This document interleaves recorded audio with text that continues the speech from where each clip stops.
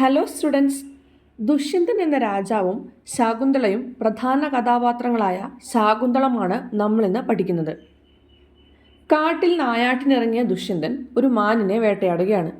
ഈ സമയത്ത് മാനിൻ്റെ ഭംഗി അദ്ദേഹത്തെ വല്ലാതെ ആകർഷിക്കുന്നു.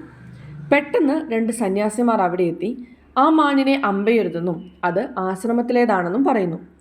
സന്യാസിമാരുടെ ആവശ്യപ്രകാരം മഹാരാജാവ് ആശ്രമം അവിടെ അവസാനിപ്പിക്കുന്നു. സന്തോഷവാന്മാരായ സന്യാസിമാർ രാജാവിനെ കണ്വ മഹർഷിയുടെ ആശ്രമം സന്ദർശിക്കാനായി ക്ഷണിക്കുന്നു.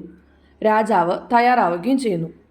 ആശ്രമത്തിൻ്റെ അടുത്തെത്തിയ രാജാവ് ശബ്ദം കേട്ട ദിക്കിലേക്ക് നോക്കിയപ്പോൾ കണ്വ മഹർഷിയുടെ വളർത്തുപുത്രിയായ ശകുന്തളയെയും തോഴിമാരായ അനസൂയയെയും പ്രിയംവദയെയും കാണുന്നു. രാജാവ് അവരെ മറഞ്ഞിരുന്ന് വീക്ഷിക്കുന്നു.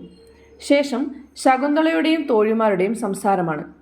ശകുന്തളയേക്കാൾ സ്നേഹം മുല്ലച്ചെടികളോടായതിനാലാണ് കണ്വ മഹർഷി എപ്പോഴും അത് നനയ്ക്കാൻ ആവശ്യപ്പെടുന്നതെന്ന് അനസൂയ പറയുമ്പോൾ, താൻ ഇവരെയെല്ലാം സഹോദരിമാരെ പോലെയാണ് കാണുന്നത്, അതിനാലാണ് അവ നനയ്ക്കുന്നതെന്ന് ശകുന്തള മറുപടി പറയുന്നു. തോട്ടത്തിലെ മിക്ക ചെടികളും പൂത്തിരിക്കുന്നതായി കണ്ടെത്തുന്ന തോഴിമാർ ഇത് ശകുന്തളയുടെ വിവാഹം നടക്കാൻ പോകുന്നു എന്നതിന് സൂചനയാണെന്നും പറയുന്നു. അങ്ങനെ സംസാരിച്ചു കൊണ്ടിരിക്കുന്ന അവരെ ഒരു തേനീച്ച ആക്രമിക്കാൻ ശ്രമിക്കുന്നു. ശകുന്തള തന്നെ അതിൽ നിന്നും രക്ഷിക്കാൻ ആവശ്യപ്പെടുമ്പോൾ കാടിൻ്റെ സംരക്ഷകൻ ദുഷ്യന്ത മഹാരാജാവാണെന്നും അദ്ദേഹം നിന്നെ രക്ഷിക്കുമെന്നും തോഴിമാർ കളിയാക്കുന്നിടത്ത് ഈ പാഠഭാഗം അവസാനിക്കുന്നു.